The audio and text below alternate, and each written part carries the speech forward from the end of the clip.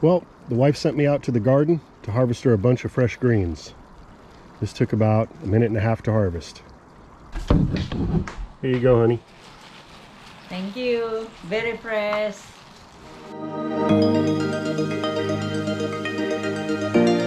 Well, my friends, I have a busy day ahead of me. Still getting some seed orders together. I do appreciate everybody who took part in the recent offering. My goal is that everyone receive them before Christmas, so be on the lookout for those to arrive very soon. Now, even when I've got a lot of other things going on, I make it a point to get out to the garden and get at least one thing done every single day, even if it's just, 10 minutes of work, something that I could do just to help create more abundance. And today has presented a wonderful opportunity to take some goji berry cuttings off my mostly dormant shrubs here. It's a very easy process, and I get about a 90 to 99% success rate propagating them this way. And you can see now that we're entering into dormant season as the plants are deciduous. We've been also harvesting the leaves towards the end of their growth cycle. So I need to prune these, not just for cuttings, but for the health of the plant as well.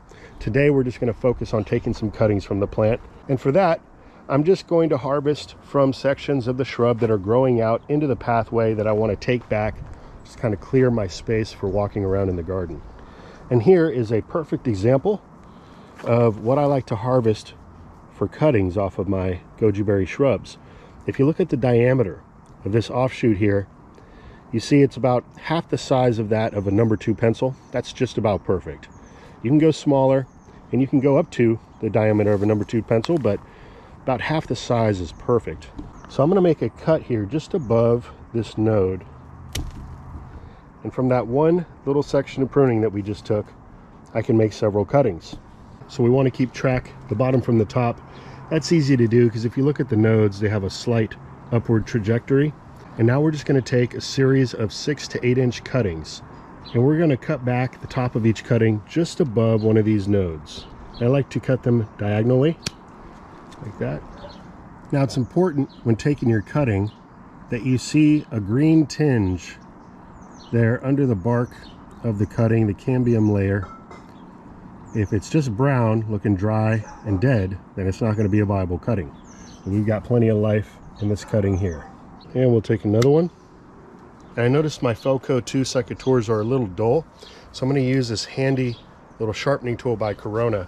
It does a quick job of sharpening your secateurs, but this will work on many different gardening tools and even knives.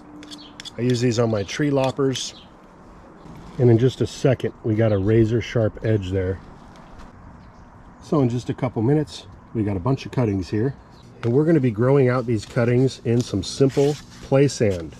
If you want to learn more about the type of sand I use, where you can pick it up, check the links down below in the description box. I've got a short little video showing you the whole process of where I get it and what type of sand works best. So we're just going to stick these in a couple inches deep.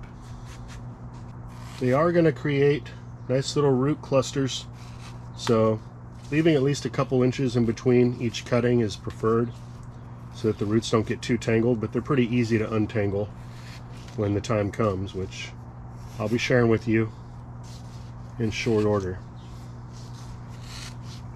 And that's all there is to it, my friends. We'll just make sure that the sand is nice and moist.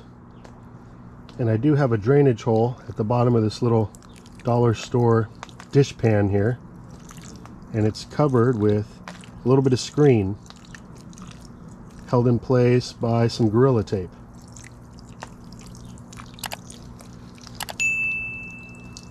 I'll be taking some more perennial tree kale and collard cuttings for this container here. So there you have it, my friends. Just a few minutes in the garden and harvested a bunch of greens for our lunch, and also propagated a whole bunch of new goji berry plants. So with that, just a quick reminder, weather permitted, if you can find the time to get at least one thing done in your garden or in preparation for next year's garden every single day, even if it's just a few minutes, you're going to increase the abundance that you can produce in your garden next year tenfold or more. So with that, I want to thank you all for watching. Have yourself a great rest of the day. Until next time, this is Dan from plantabundance.com. Take care. I'll be talking to you again soon.